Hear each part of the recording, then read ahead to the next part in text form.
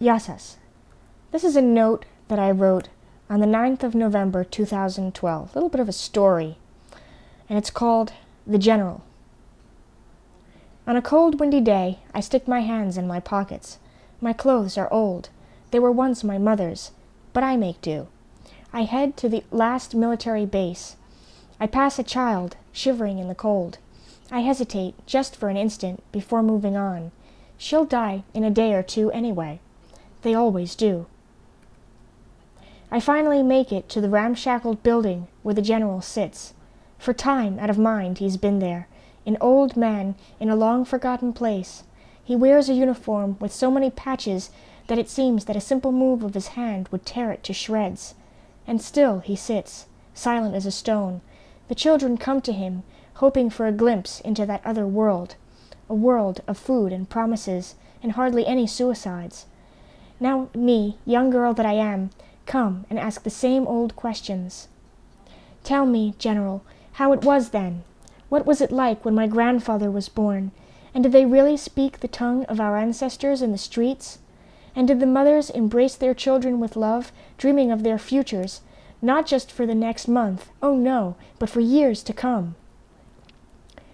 The old man looks at me sadly and replies, I think, dear one, that I will tell you my story, for seldom have I done so, and I must travel on to the world of my father soon.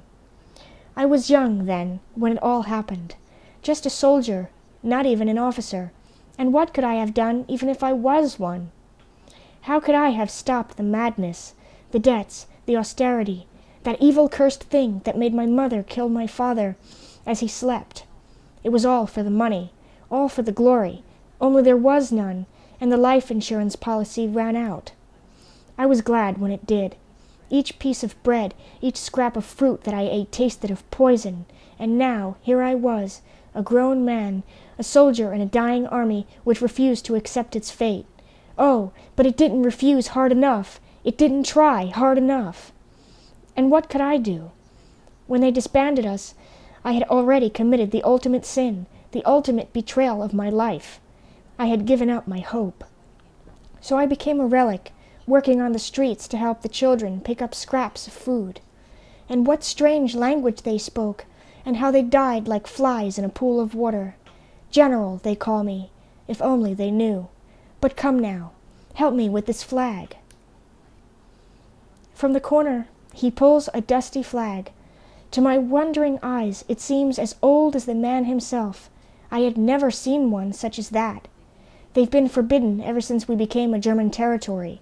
But I know it, for I dream of it at night, as I'm sure we all do, the blue and white with the cross, symbolizing our fair land. But you'll get arrested, I protest, more out of instinct than desire.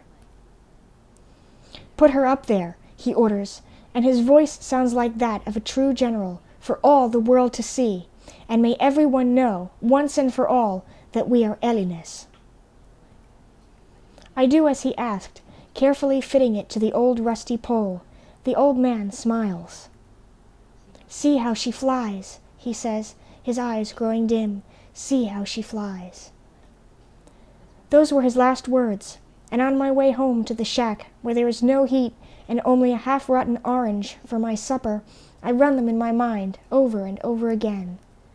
See how she flies, the flag of freedom, of our sweat and tears. See how she flies, the hope that we once knew. Hold her, and catch her, and hang her on a pole, so that all may see and mark the place, for here we were Elines. Fiction? Yes. But for how long? How long must we wait for a national savior before it's too late? Even now, there may be one. Some young officer with plans to tell his superior, the one he can trust, the one who looks upon the madness and tries to hold it back.